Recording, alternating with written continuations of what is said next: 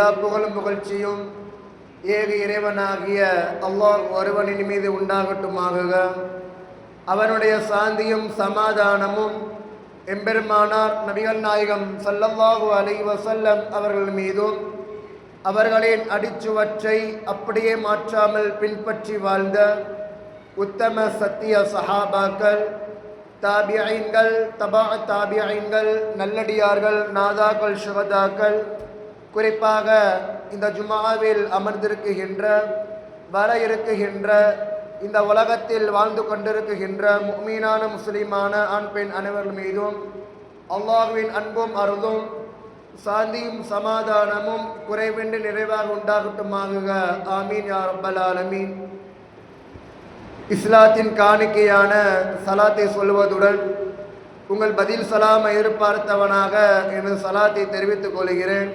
அஸ்ஸலாமு அலைக்கும் வரஹ்மத்துல்லாஹி வபரகாத்துஹு. கண்ணியத்திற்கும் மரியாதைக்கும் முறைத்தான அல்லாஹுவின் நல்லடியார்களே, அல்லாஹு தாலா இந்த உலகத்தில் எத்தனையோ படைப்புகளை அல்லாஹு தாலா படைச்சிருக்கான். அதிலையும் சிறந்த படைப்பாக இந்த மனித படைப்பை அல்லாஹு தாலா படைத்திருக்கின்றான்.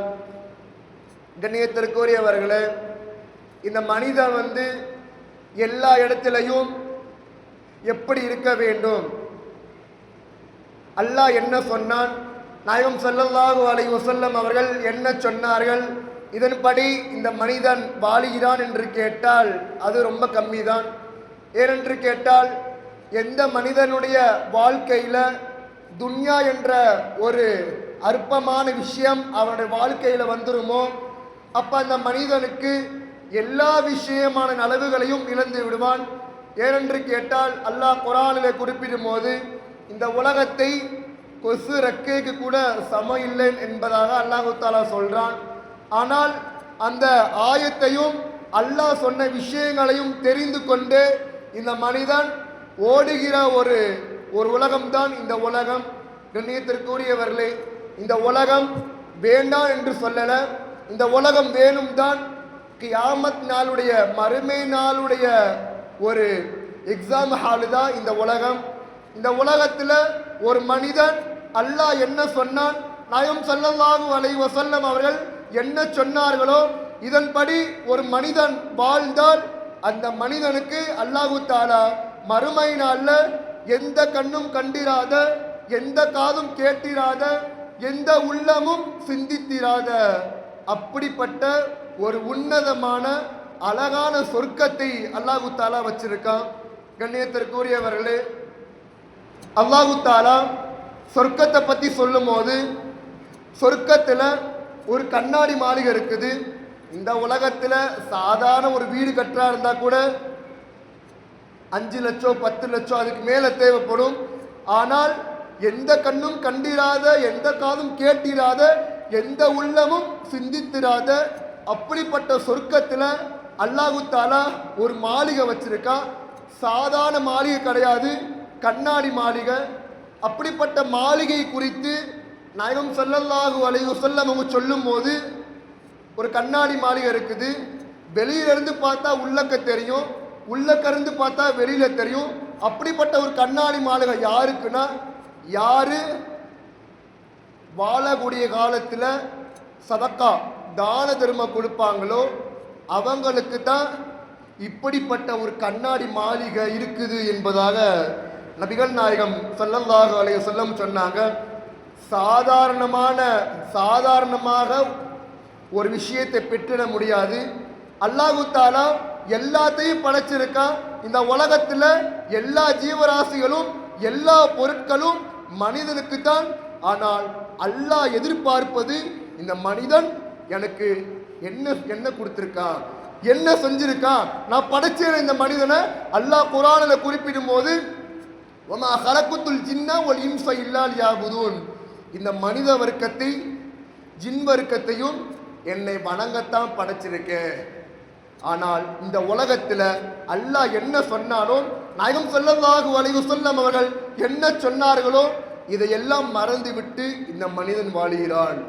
இப்போ ரொம்ப கவலைக்குரிய ஒரு விஷயம் என்னன்னா, இஸ்லாமிய ஆண்களும் சரி, இஸ்லாமிய பெண்களும் சரி, ரொம்ப மோசமாக போய்கொண்டிருக்கிறார்கள். எந்த அளவுக்கு என்று கேட்டால், நாங்கள்லாம் முஸ்லீம் தான், பேரளவுல முஸ்லீம் தான். என் பேர் அப்துல்லா, என் பேர் அப்துல் ரஹ்மான், என் பேரு ஹாஜா முஹையத்தீன், இப்படியெல்லாம் தன்னுடைய பேர்களை முஸ்லீமாக அமைச்சு கொண்டு நம்முடைய வாழ்க்கையில இஸ்லாத்துடைய எந்த அடிப்படையும் இல்லாமல் அல்லாட்ட போனா யோசிச்சு பார்க்கணும். அருமையானவர்களே, அல்லாஹ் தஆலா இந்த உலகத்தில் நம்ம படைச்ச காரணமே நீ என்ன வணங்கணும், நீ என்ன வணங்கணும். அல்லாஹ் இந்த உலகத்தில் எங்கேயாச்சும் சொல்லுங்களேன், எங்கேயாச்சும் கேள்வியை கொடுத்து பதில் அல்லாஹ் கொடுப்பானா? எங்கேயாச்சும் நீ யோசிச்சு பாருங்களேன். இப்போ நம்ம எக்ஸாம் ஹாலுக்கு போறோம், எக்ஸாமுக்கு முன்னாடி இதாப்பா கேள்வி, இதாப்பா ஆன்சரு, இதா கேள்வி, இதா பதில்பா, எங்கேயாச்சும் கொடுப்பாங்களா? ஆனால் அல்லாஹு தஆலா சொல்லிட்டான், நீ தொழுதால் என்னிடத்துல நீ வந்துடலாம், நீ தொழுதால் சொர்க்கம் உனக்கு கிடைச்சிடும், இந்தந்த அமல்கள் எல்லாம் நீ செஞ்சால் என்னுடைய பொருத்தத்தை நீ அடைஞ்சிடலாம். அப்படிப்பட்ட ஒரு அமல் தான் சதக்கா. சதக்காவை யார் தன்னுடைய வாழ்க்கையில கொடுக்கிறாங்களோ, தன்னுடைய வாழ்க்கையில கடைபிடிக்கிறாங்களோ, அப்படிப்பட்ட மனிதருக்கு அல்லாஹு தஆலா கொடுக்கக்கூடிய ஒரு மிகப்பெரிய ஒரு பரிசு கண்ணாடி மாளிகை அல்லாஹு தஆலா கொடுக்கிறான். நாம் எல்லாம் யோசிக்க வேண்டும். இந்த காலத்தில் சதக்கா என்பதை குறைஞ்சிருச்சு. இந்த காலத்தில் சதக்கா என்பதை குறைச்சிருச்சு. கண்ணியத்திற்குரியவர்களே, நாயகம் ஸல்லல்லாஹு அலைஹி வஸல்லம் அவர்கள் ஹதீஸ் ஷரீஃப்ல சொல்லும் போது, இன்ன சதக்கத்த ல துத்ஃபி கலப ரப்பி வ தத்ஃபஉ அன்னி ததசு. நாயகம் ஸல்லல்லாஹு அலைஹி வஸல்லம் சொல்றாங்க, நீங்க சதக்கா கொடுங்க, நீங்கள் சதக்கா கொடுங்க, ஏழை எளிய மக்களுக்கு நீங்க தான தர்மம் கொடுங்க. இந்த தான தர்மம் இருக்குதே, அது என்னுடைய அல்லாஹ் தஆலா வச்சு சொல்றாங்க, அல்லாஹு தாலாவுடைய பொருத்தத்தை அடையக்கூடியதாக இருக்குது. அல்லாஹு தாலாவுடைய பொருத்தத்தை அடையக்கூடியதாகவும் கெட்ட மரணத்தை விட்டு அல்லாஹு தாலா பாதுகாக்கிறான். இரண்டு விதமான பாக்கியத்தை அல்லாஹு தாலா கொடுக்கிறான். இந்த உலகத்துல அல்லாஹு தாலா ஒரு மனிதனுக்கு இரண்டு விதமான பாக்கியத்தை கொடுக்கிறான். யாருக்குன்னா, யார் தன்னுடைய வாழ்க்கையில சதக்காவை கொடுத்து வாழ்றாங்களோ, ஏழை எளிய மக்களுக்கு தான தர்மத்தை கொடுத்து வாழ்றாங்களோ, அப்படிப்பட்ட மனிதருக்கு இரண்டு விதமான பாக்கியம் கிடைக்குது. முதலாவது மிகப்பெரிய ஒரு பாக்கியம், யாருக்குமே இந்த பாக்கியம் கிடைக்காது. முதலாவது அல்லாஹ்வுடைய பொருத்தம் கிடைக்குது, அல்லாஹ்வுடைய பொருத்தம் கிடைக்குது. இரண்டாவது கெட்ட மரணத்தை விட்டு அல்லாஹு தஆலா பாதுகாக்கிறான். நீங்கள்லாம் கேள்விப்பட்டிருப்பீங்க, எத்தனையோ நாடுகளில் எத்தனையோ ஊர்களில் கேள்விப்படுறோம், ஆசிரன்ல இறந்து போயிட்டான், போய்கிட்டு இருந்தா திடீர்னு கீழே விழுந்து மூத்தா போயிட்டா. அல்லாஹு தஆலா பாதுகாக்கட்டும். இப்படிப்பட்ட கெட்ட மரணத்தை விட்டு அல்லாஹு தஆலா பாதுகாக்கிறான். யாரை பாதுகாக்கிறானா, யாரு தன்னுடைய வாழ்க்கையில சதக்காவை கொடுக்கிறாங்களோ அவங்களுக்கு அல்லாஹு தஆலா கொடுக்கக்கூடிய மிகப்பெரிய ஒரு பாக்கியம், அல்லாஹு தஆலாவுடைய பொருத்தத்தையும் அல்லாஹ் கொடுக்கிறான். இரண்டாவது கெட்ட மரணத்தை விட்டு அல்லாஹு தஆலா பாதுகாக்கிறான். கண்ணியத்திற்குரியவர்களே, நாம் எல்லாம் யோசிக்க வேண்டும். எத்தனை நபர்கள் சதக்கா கொடுக்கிறோம், எத்தனை நபர்கள் சதக்கா கொடுக்கிறோம், நம்மளாம் யோசிக்க வேண்டும். நம்மள்கிட்ட இருக்கு, அல்லாஹு தஆலா கொடுத்திருக்கா, இல்லை என்று சொல்லல. ஆனால் அதுலேருந்து கொஞ்சமாச்சு தான தர்மம் செய்யணும், அதுலேருந்து கொஞ்சமாச்சு தான தர்மம் செய்யணும். நீங்கள்லாம் கேள்விப்பட்டிருப்பீங்க, நம்முடைய இமாமே ஆலம் அபு ஹனீஃபா ரஹ்மஹுல்லாஹ், நம்முடைய இமாம் இன்ற அளவிலும் பின்பற்றக்கூடிய ஒரு இமாம், 4 இமாம்கள்ல ஒரு இமாம், இமாமே ஆலம் அபு ஹனீஃபா ரஹ்மஹுல்லாஹ், ஹனஃபி மதுஹபுடைய இமாமுன்னு சொல்லுவாங்க. இந்த இமாமுடைய 2 மாணவர்கள் சாஹிபை முஹம்மது ரஹ்மஹுல்லாஹ், யூசுப் ரஹ்மஹுல்லாஹ், அவரோட மாணவர் யூசுப் ரஹ்மஹுல்லாஹ், இவங்களை பற்றி கிதாபில் எழுதும் போது இவங்க அந்த நாட்டுடைய மிகப்பெரிய ஒரு காசி, மிகப்பெரிய ஒரு காசி வல்லுனர். இப்படிப்பட்ட ஒரு அறிஞருடைய வாழ்க்கையை பற்றி கிதாபில் பதிவு செய்யும் போது சொல்லி காட்டுவாங்க. அதாவது அவங்களுடைய ஹாதிம் ஒருத்தவங்க இருந்தாங்களா, அவங்களுடைய ஹாதிம் பணியாளர் ஒருத்தவங்க இருந்தாங்களா. யூசுப் ரஹ்மஹுல்லாஹ் மூத்தா போயிட்டாங்க. இப்போ இவங்களுடைய கனவுல வந்துச்சு, அதாவது நான் சொர்க்கத்தை பார்த்தேன், சொர்க்கத்துடைய ஆரம்பத்திலிருந்து கடைசி வரையும் ஒரு சிவப்பு விரிப்பால் போர்த்தப்பட்டிருந்துச்சு, நடக்கக்கூடிய இடத்துல சிவப்பு கலர்ல மினுமினுக்கக்கூடிய ஒரு சிவப்பு கலர்ல ஒரு தார்பாய் போட்டிருந்துச்சு. போய்கொண்டே இருந்துச்சு. அந்த இடம் நீளமாக போய்கொண்டே இருந்துச்சு. கடைசியில ஒரு சிம்மாசனத்துல ஒரு ஆள் உட்கார்ந்துருந்தாங்க. சிம்மாசனத்துல ஒரு ஆள் உட்கார்ந்துருந்தாங்க. அது யாருன்னா யூசுப் ரஹ்மத்துல்லா அவங்க மட்டும்தான். அவங்க உட்கார்ந்துருந்தாங்க. இப்ப இதை குறித்து அந்த காலத்துடைய கனவுல விளக்கம் சொல்லக்கூடிய மனிதரிடத்துல போய் கேட்கும் போது, இது மாதிரி மனிதரே, நான் இப்படி எல்லாம் கனவு கண்டேன், ஆனால் யூசுப் ரஹ்மத்துல்லா அவங்களதான் இருக்கணும் நான் நினைக்கிறேன். இதுக்கு என்ன காரணம்? அல்லாஹு தாலா சொர்க்கத்தை கொடுக்கறது மிகப்பெரிய ஒரு பாக்கியம். சொர்க்கத்தை கொடுக்கறது மிகப்பெரிய ஒரு பாக்கியம். அப்படிப்பட்ட பாக்கியத்தோடு அவர்கள் நடக்கும் இடத்தில் மேட்டுகளால் போடப்பட்டிருந்துச்சு. சிவப்பு கலர் மேட்டு போடப்பட்டிருந்துச்சு. போடப்பட்டு கடைசியில சிம்மாசனத்துல உட்கார்ந்துருந்தாங்க. சொர்க்கத்துல சிம்மாசனத்துல உட்கார்ந்துருந்தாங்க. இவங்களோட இப்படி அந்தஸ்து கிடைச்சதுக்கு என்ன காரணம்? அப்ப சொல்லி காட்டினாங்களா, இவங்க வாழக்கூடிய காலத்துல அதிகமாக சதக்கா கொடுத்தாங்க. இவங்க வாழக்கூடிய காலத்துல அதிகமாக சதக்கா கொடுத்தாங்க. யூசுப் ரஹ்மத்துல்லாஹி வாழ்க்கையை புரட்டி பார்த்தால் தெரியும், அவர்கள் வாழக்கூடிய காலத்துல அதிகமாக சதக்கா கொடுத்தார்கள். சதக்கா கொடுத்ததின் காரணமாக அல்லாஹு தாலா மூன்று விதமான பாக்கியத்தை அல்லாஹ் கொடுத்தான். இந்த உலகத்துல மிகப்பெரிய ஒரு இமாமாகவும் அல்லாஹ் ஆக்கினான். இரண்டாவதாக சொர்க்கத்தையும் கொடுத்தான். மூன்றாவது மிகப்பெரிய ஒரு பாக்கியம், சொர்க்கத்துல சிம்மாசனத்துல உட்காரக்கூடிய பாக்கியத்தையும் அது இமாமுக்கு அல்லாஹு தாலா கொடுத்தான். இப்படி கொடுத்ததின் காரணம் என்னவென்று கேட்டால், அவர்கள் வாழக்கூடிய காலத்துல அதிகமாக சதக்கா கொடுத்தாங்க. வாழக்கூடிய காலத்துல அதிகமாக சதக்கா கொடுத்தாங்க. சதக்கா கொடுத்ததின் காரணமாக அல்லாஹு தாலா இப்படிப்பட்ட ஒரு மிகப்பெரிய ஒரு பாக்கியத்தை கொடுத்தான். அந்த பாக்கியத்தை அல்லாஹு தாலா நம் அனைவருக்கும் அல்லாஹு தாலா தந்தல்வானாக. கண்ணியத்திற்குரியவர்களே, நாம் எல்லாம் வாழக்கூடிய காலத்துல அதிகமாக சதக்கா கொடுக்கணும். ஹதீஸ்ல வரக்கூடிய செய்தி, அதாவது ஒருத்தவர் நான் சதக்கா கொடுக்கணும்னு ஆசைப்பட்டாரு. அப்போ முந்தின நாள் ஃபர்ஸ்ட் நாள் நைட்டு ஒருத்தவங்க சதக்கா கொடுத்துட்டாங்க. ஊரே இருட்டா இருந்துச்சு. ஒருத்தவங்க வந்தாங்க, இவங்களும் சதக்கா கொடுத்துட்டாங்க. இப்போ காலையில் பேசிக்கிறாங்க மக்கள், யாரோ திருடனுக்கு சதக்கா கொடுத்துருக்காங்க, யாரோ திருடனுக்கு சதக்கா கொடுத்துருக்காங்க.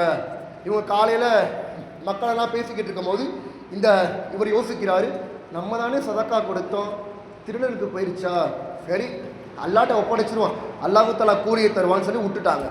இரண்டாவது நாள் நைட்டு ஒருத்தவங்க சதக்கா கொடுத்தாங்க. இருட்டா இருந்துச்சு. வந்தாங்க சதக்கா கொடுத்தாங்க. இப்போ காலைல மக்கள் எல்லாம் பேசிக்கிட்டாங்க, யாரோ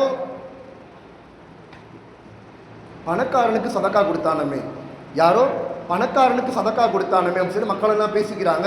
இவர் காலையில் வராரு, வந்தோன்னு பெரிய கவலைப்படுறாரு, என்னடா நம்முடைய சதக்கா பணக்காரனுக்கு போயிருச்சோ, சரி அல்லாஹ் இருக்கான்னு சொல்லி விட்டுட்டாங்க.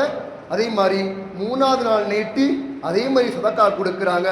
மூணாவது நாள் நைட்டு விபச்சாரி பெண்ணுக்கு சதக்கா கொடுத்துட்டாங்க. இப்போ காலைல மக்கள் எல்லாம் பேசிக்கிறாங்க, இது மாதிரி யாரோ விபச்சாரி பெண்ணுக்கு சதக்கா கொடுத்துட்டாங்களாம்மா. அப்போ இதை கேட்ட அந்த மனிதர் ரொம்ப கவலைப்படுறாரு. சரி அல்லாஹ் இருக்கா, அல்லாஹ் இருக்கா, நம்ம 3 நாள் கொடுத்தோம், 3 நாளுமே தப்பான மனிதருக்கு தான் நம்ம கொடுத்தோம், அல்லாஹ் பார்த்துக்கிடுவோம். ஹதீஸ் ஷரீஃபில் வரும்போது இந்த 3 மனிதர்களும் திருந்திட்டாங்க. இந்த 3 மனிதர்களும் திருந்திட்டாங்க. முதலாவது திருடனுக்கு கொடுத்தாங்க. அவன் யோசிச்சானா, என்னடா இப்படிப்பட்ட மனிதர் நமக்கு சதக்கா கொடுத்துருக்காங்களே, நம்ம ஏன் திருடணும் சொல்லிட்டு அன்னையிலிருந்து திருடக்கூடிய மிகப்பெரிய ஒரு மோசமான பாவத்தை விட்டுட்டாரு. இரண்டாவது பணக்காரர், அவர் யோசிச்சாரு, நம்மளும் பணக்காரர் தான், யாரோ ஒருத்தவர் நம்மளுக்கு வந்து கொடுத்துருக்காரு, நம்ம அவரை பார்த்ததே கிடையாது, நம்மளுக்கு கொடுத்துருக்காரு, நம்மளும் கொடுக்கணும்னு சொல்லிட்டு அந்த பணக்காரருடைய உள்ளத்தில் அல்லாஹ் தஆலா எப்படி மிகப்பெரிய ஒரு பாக்கியத்தை போட்டார்னா, நம்மளும் சதக்கா கொடுக்கணும்னு சொல்லி கொடுத்துட்டாரு. மூன்றாவது விபச்சாரி பெண், அவள் யோசிச்சாலா, இது மாதிரி நம்ம எதுக்கு விபச்சாரம் செய்யணும், விபச்சாரம் செஞ்சு தான் நம்ம சம்பாதிக்கணுமா, இல்லை அல்லாஹ் எப்படியாச்சும் நம்மளுக்கு கொடுத்துருவான் என்பதாக இந்த 3 மனிதர்களும் தப்ப செய்யறதை விட்டுட்டாங்க. கண்ணியத்திற்குரியவர்களே, நம்ம யாருக்கு கொடுக்குறோன்னு பார்க்காதீங்க, நம்ம யோசிக்க வேண்டும். நம்ம சதக்காவை யாருக்கு கொடுக்குறோன்னு பார்க்காதீங்க, யாருக்காக கொடுக்குறோம் என்பதாக பார்க்க வேண்டும். நம்ம இவருக்கு கொடுக்குறோம், இவருக்கெல்லாம் கொடுத்து என்ன ஆக போகுது? நாம் எல்லாம் யோசிக்கக்கூடிய மிகப்பெரிய ஒரு மோசமான சிந்தனை என்னவென்று கேட்டால், இவருக்கெல்லாம் கொடுத்து என்ன ஆக போகுது? இவரெல்லாம் சும்மா போறாரு வராரு, கை கால் இருக்கேன் அப்படியெல்லாம் யோசிக்காதீங்க. நம்ம யாருக்கு கொடுக்குறோன்னு பார்க்காதீங்க. நம்ம யாருக்காக கொடுக்குறோம்? அல்லாவுக்காக கொடுக்குறோம் என்பதாக யோசிச்சு கொடுங்க. எப்போ நம்ம யோசிச்சு கொடுக்குறோமோ அப்பவே நம்ம அல்லாஹ் இடத்துல உயர்ந்துட்டோம். அப்படிப்பட்ட பாக்கியத்தை அல்லாஹ் தஆலா உங்களுக்கும் எனக்கும் தந்தல்வானாக. கண்ணியத்திற்கு உரியவர்களே, அதனால இந்த ஜும்மாவிலிருந்து நீர் செய்யுங்க. நம்ம எல்லாம் யாரை பார்த்தாலும் சதக்கா கொடுப்போம். ஒரு ஆள் வீட்டுக்கு வராங்க, இது மாதிரி சாப்பாடு தேவைப்படுது, நீங்கள் என்ன பண்ணுங்க, தயங்காமல் கொடுத்துருங்க. ஏனென்று கேட்டால் நாயகம் ஸல்லல்லாஹு அலைஹி வஸல்லம் சொன்னாங்க, அதாவது நீங்கள் சதக்கா கொடுத்தா 2 விதமான பாக்கியம் கிடைக்குது. முதலாவது அல்லாஹ்வுடைய பொருத்தம் கிடைக்குது, இரண்டாவது கெட்ட மரணத்தை விட்டு அல்லாஹ் தஆலா பாதுகாக்கிறான். கண்ணியத்திற்கு உரியவர்களே, அதனால நாம் எல்லாம் அதிகமாக சதக்கா கொடுக்கணும். சதக்கா கொடுப்பதின் காரணமாக ஹதீஸில் வரக்கூடிய செய்தி, அதிகமான ஹதீஸ் சதக்கா கொடுத்தா என்ன நன்மை, சதக்கா கொடுத்தா என்ன நன்மை. சதக்காவை பற்றி கிதாபில் எழுதும் போது ஒரு மனிதன் சதக்கா கொடுத்துட்டானா அவருக்கு சொர்க்கத்தில் கண்ணாடி மாளிகை அல்லாஹ் தஆலா கொடுக்கிறான். நான் முன்னாடி சொன்ன செய்தி தான். யாரு சதக்கா கொடுக்குறாங்களோ அவங்களுக்கு அல்லாஹ் தஆலா மிகப்பெரிய ஒரு பாக்கிய சொர்க்கத்தை கொடுத்துருவான். இருந்தாலும் சொர்க்கத்தில் என்ன ஒரு பெரிய மாளிகை இருக்குதோ, கண்ணாடி மாளிகை இருக்குதோ, அப்படிப்பட்ட மாளிகை அல்லாஹ் தஆலா கொடுத்துருவான். நாம் எல்லாம் யோசிக்க வேண்டும் அருமையானவர்களே. அதனால வாழக்கூடிய காலத்தில் நம் அனைவரும் சதக்கா கொடுக்கணும். சதக்கா கொடுத்தால் மட்டும்தான் நம்ம அல்லாஹ் தஆலா என்ன சொன்னானோ, நாயகம் ஸல்லல்லாஹு அலைஹி வஸல்லம் அவர்கள் என்ன சொன்னார்களோ இதன்படி நடந்தால் மட்டும்தான் நம்ம அல்லாஹ் தஆலா சொர்க்கத்தில் சேர்ப்பான். ஏனென்று கேட்டால் அல்லாஹ் குர்ஆனில் கூறும்போது, நீங்கள் எனக்கு வழிபடுங்கள், நாயகம் ஸல்லல்லாஹு அலைஹி வஸல்லம் அவர்களுக்கு வழிபடுங்கள். இப்படி நீங்கள் வழிபட்டால் மட்டும்தான் என்னுடைய பொருத்தத்தை அடைய முடியும், நாயகம் ஸல்லல்லாஹு அலைஹி வஸல்லம் அவர்களுடைய பொருத்தத்தை அடைய முடியும். ஆனால் அந்த காலத்தில் ரொம்ப கவலைக்கூடிய ஒரு விஷயம் என்னவென்று கேட்டால், அல்லாஹ்வுடைய பொருத்தம் இருக்கு, அல்லாஹ்வுடைய பொருத்தத்தை அடையக்கூடிய செயலும் இருக்கு, நாயகம் ஸல்லல்லாஹு அலைஹி வஸல்லம் அவர்களுடைய சுன்னத்தை பின்பற்றக்கூடிய ஒரு விஷயம் இருக்குது. ஆனால் இந்த காலத்தில் குழப்பவாதிகள்லாம் என்ன சொல்றாங்கன்னா, நாங்கள்லாம் நாயகம் ஸல்லல்லாஹு அலைஹி வஸல்லம் அவர்களுடைய சுன்னத்தில் என்ன இருக்குது, தொப்பி போடுறது சுன்னத், முக்கியமான விஷயம், தொப்பி போடுறது சுன்னத், தாடி வைக்கிறது சுன்னத், அத்தரு போடுறது சுன்னத். ஆனால் முக்கியமான சுன்னத்தை மறுக்கிறாங்களே. முக்கியமான சுன்னத்தை நான் எதுக்கு இந்த டாபிக் கொண்டு வரேன்னா, இந்த உலகத்தில் அதிகமாக குழப்பங்கள் அதிகரிக்குது. இந்த உலகத்தில் நாம் எல்லாம் பேசாமல் விட்டால் அல்லாஹ் பாதுகாக்கட்டும், மக்கள் எல்லாம் அவர்கள பாதையில் போயிடுவாங்கன்னு சொல்லி ரொம்ப பயமாக இருக்குது. அதனால தான் பேசக்கூடிய ஒரு சூழ்நிலை வந்திருக்கு. நாம் எல்லாம் தொப்பி போடுறோமே, இந்த தொப்பி ஏன் நீங்கள் போடுறீங்க, உங்களுக்கு எல்லாம் என்ன ஆதாரம், உங்களுக்கெல்லாம் யார் சொன்னார்? கண்ணியத்திற்கு உரியவர்களே, சாலிஹைன்கள் ஃபுகஹாக்கள், இமாம்களுடைய காலத்தில் இவங்கெல்லாம் பிறப்பதற்கு முன்னாடியே இமாம்கள்லாம் தொப்பியோட தான் இஸ்லாத்தை ஆரம்பித்தாங்க, தொப்பியோட தான் ஆரம்பித்தாங்க. ஒரு சட்டத்தை சொல்கிறா இருந்தாலும் என்ன காரியங்கள் செய்தாலும் அவரிடத்துல தொப்பி முக்கியமாக இருந்துச்சு. ஆனால் அந்த காலத்தில் அப்படிப்பட்ட ஒரு சுன்னத்தை மறுக்கிறாங்களே, அப்படிப்பட்ட ஒரு சுன்னத்தை மறுக்கிறாங்களே. இன்னொரு முக்கியமான விஷயம் என்னன்னா, ஜும்மா மேடையில் சொல்லக்கூடிய ஒரு விஷயம்தான், ஜும்மா மேடையில் சொல்லக்கூடிய ஒரு விஷயம்தான் பெண்களுக்கு ஹைதுன்னு சொல்லுவாங்க. மாதம் வரக்கூடிய ஒரு தீட்டுன்னு சொல்லுவாங்க, ஹைதுன்னு சொல்லுவாங்க. அது மாதிரி குழந்தை பேர் நிஃபாஸ்ன்னு சொல்லுவாங்க. இது பெண்களுக்கு வரக்கூடிய ஒன்று. ஆண்களுக்கு குளிப்பு கடமைன்னு சொல்லுவாங்க. இப்படிப்பட்ட மனிதர்கள் குர்ஆனை தொட்டு ஓதலான்னு சொல்றாங்க. இப்படிப்பட்ட மனிதர்கள் குர்ஆனை தொட்டு ஓதலான்னு சொல்றாங்க. கண்ணியத்திற்கு உரியவர்களே, அல்லாஹ் குர்ஆனில் தெளிவாக சொல்லிட்டான், எந்த மனிதன் குர்ஆனுடைய ஆயத்தை மறுப்பானோ, எந்த மனிதன் குர்ஆனுடைய, உதாரணமாக குல் ஹுவல்லாஹு அஹத் லா இக்ராஹ ஃபித்தீன், இப்படிப்பட்ட குர்ஆனுடைய ஆயத்தை யார் மறுக்கிறானோ அவன் காஃபிராக மாறிவிடுவான். அப்படிப்பட்ட காஃபிருடைய செயலை தான் இவங்க செய்கிறாங்க. அப்படிப்பட்ட காஃபிருடைய செயலை தான் செய்கிறாங்க. இப்படிப்பட்ட மனிதர்கள் சுத்தம் இல்லாதவர்கள். அவங்க சொல்லக்கூடிய செய்தி என்னன்னா, சுத்தம் இல்லாதவர்கள் குர்ஆனை தொடலாமா? எங்கேயாச்சும் நியாயம் இருக்கா? நீங்கள் சொல்லுங்கடா, நீங்கள் சொல்லுங்க, ஏதாச்சும் நியாயமாக இருக்கிற மாதிரி சொல்லுங்க. உங்க சொல்லக்கூடிய விஷயம் என்னன்னா, சுத்தம் இல்லாதவர்கள் குர்ஆனை தொடலான்னு சொல்றாங்க. இதெல்லாம் நியாயம்? இதெல்லாம் நியாயமா? நீங்க எல்லாம் யோசிக்க வேண்டும். இப்படி சொல்லக்கூடிய மனிதர்களிடத்தில் நீங்க போய் சொல்லணும், ஆதாரம் எங்க இருக்குன்னு நீங்க போய் கேட்கணும். ஆனால் இந்த காலத்தில் மைனஸான ஒரு விஷயம் என்னன்னா, அவங்க சொல்றாங்க, நம்மளும் கேட்டுட்டு ஆமாப்பா அப்படிதான் இருக்குது, கண்ணியத்திற்குரியவர்களே, நாம் எல்லாம் விளங்க வேண்டும். அல்லாஹ் குர்ஆனில் குறிப்பிடும் போது லா யமஸ்ஸுஹு இல்லல் முத்தஹ்ஹரூன், அல்லாஹ் தெளிவாக சொல்லிட்டான். சூரத்துல் வாக்கியால அல்லாஹ் தெளிவாக சொல்லிட்டான், லா யமஸ்ஸுஹு இல்லல் முத்தஹ்ஹரூன், சுத்தமானவர்களை தவிர வேறு யாரும் தொடமாட்டார்கள். சுத்தமானவர்களை தவிர வேறு யாரும் தொடமாட்டார்கள். எந்த மனிதன் குர்ஆனுடைய ஆயத்தை மறுப்பானோ அவன் காஃபியாக மாறிவிடுவான். நாம் எல்லாம் யோசிக்க வேண்டும். அருமையானவர்களே, எந்த அளவுக்கு இவங்களுடைய விஷயம் ரொம்ப மோசமாக இருக்குன்னா, கபருடைய ஜியாரத்து கூட இவங்க இல்லைன்னு சொல்கிறாங்க. கபருடைய ஜியாரத்து கூட இல்லைன்னு சொல்கிறாங்க. அந்த காலத்திலேருந்து நாயகம் ஸல்லல்லாஹு அலைஹி வஸல்லம் அவர்கள் கபருக்கு போனாங்க, கபராளிக்காக வேண்டி துவா செய்தார்கள்.